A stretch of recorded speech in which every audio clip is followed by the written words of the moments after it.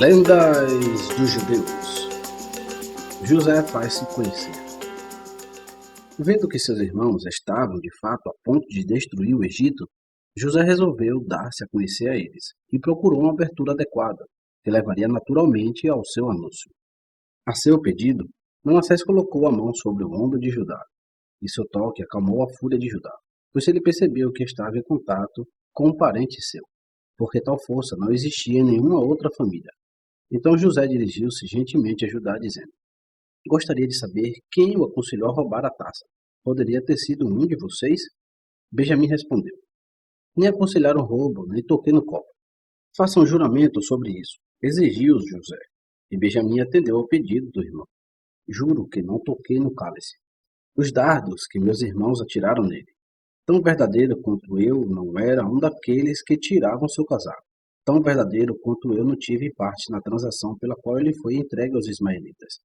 Tão verdadeiro quanto eu não ajude os outros a molhar seu casaco em sangue. Tão verdadeiro é meu juramento, que eles não aconselharam roubo, e que eu não cometi roubo. José: Como eu posso saber se esse juramento que você fez sobre o destino de seu irmão é verdadeiro? Benjamim: Pelos nomes de meus 10 filhos, que lhes dei em memória da vida e das provações de meu irmão. Você pode ver o quanto eu amava. Rogo-te, portanto, que não derrube meu pai com tristeza ao túmulo. Ao ouvir essas palavras de amor permanente, José não conseguiu mais se conter.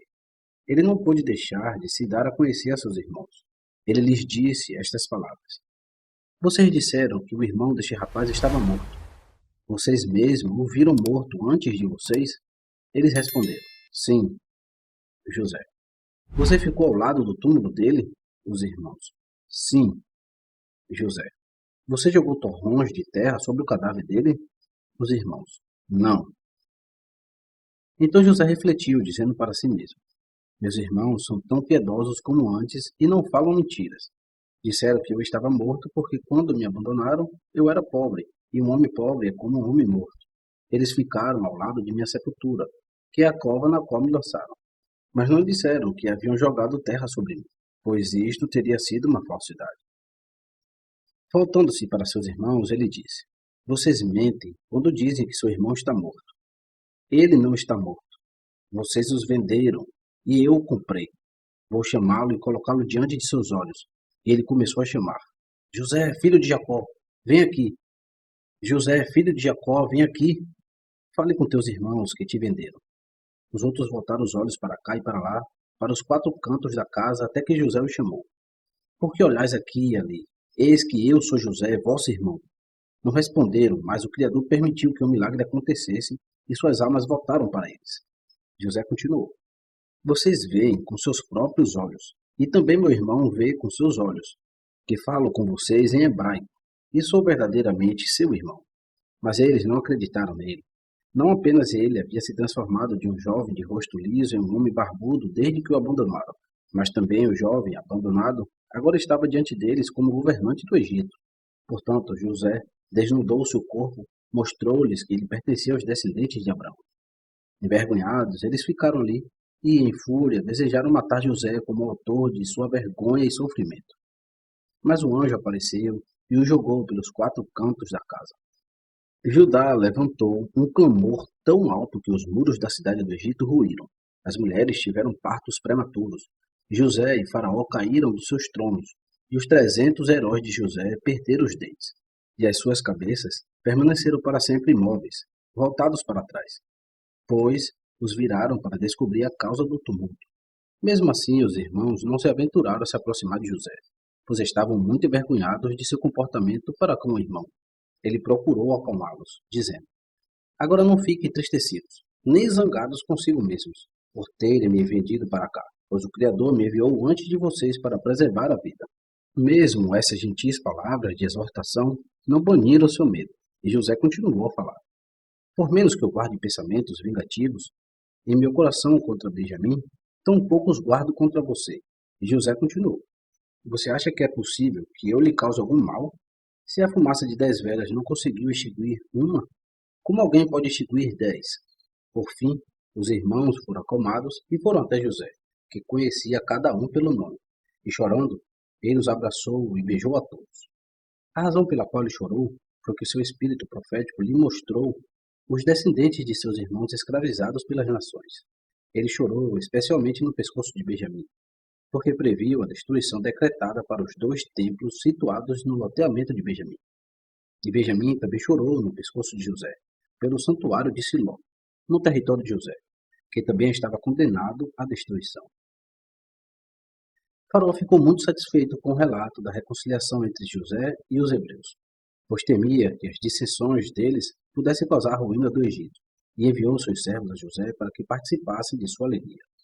Ele também enviou uma mensagem a José de que lhe agradaria muito se seus irmãos fixassem residência no Egito, e prometeu atribuir-lhes as melhores partes da terra para sua moradia.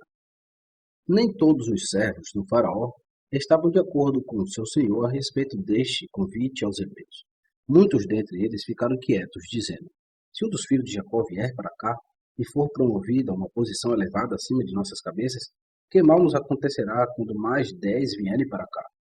José deu a todos os seus irmãos 2 mudas de roupa, uma para usar nos dias normais da semana e outra para usar no sábado, pois quando o copo foi encontrado com Benjamim, eles haviam rasgado suas roupas e José não quis ter seus irmãos andando com roupas rasgadas.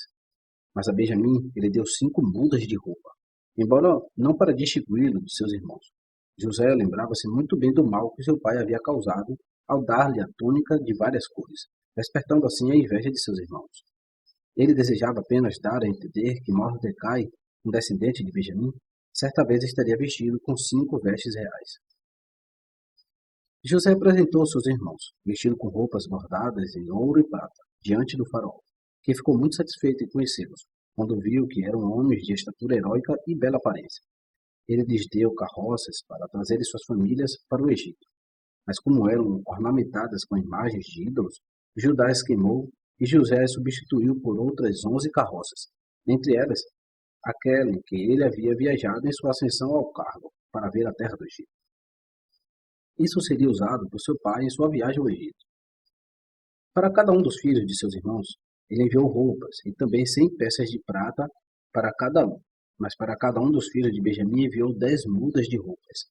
E para as esposas de seus irmãos, ele lhes deu ricas vestimentas de estado, como as usadas pelas esposas do faraó, e também ungüentos e especiarias aromáticas.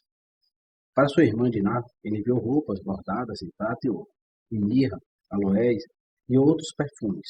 E tais presentes ele deu também à esposa e às noras de Benjamim.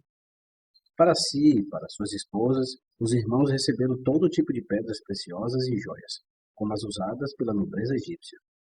José acompanhou seus 11 irmãos até a fronteira, e lá despediu-se deles com o desejo de que eles e todas as suas famílias descessem ao Egito, e ordenou-lhes, além disso, 3 máximas a serem observadas pelos viajantes. Não tome muito grandes passos. Não discuta assuntos galácticos para que você não se perca, e entrar na cidade o mais tardar ao pôr do sol.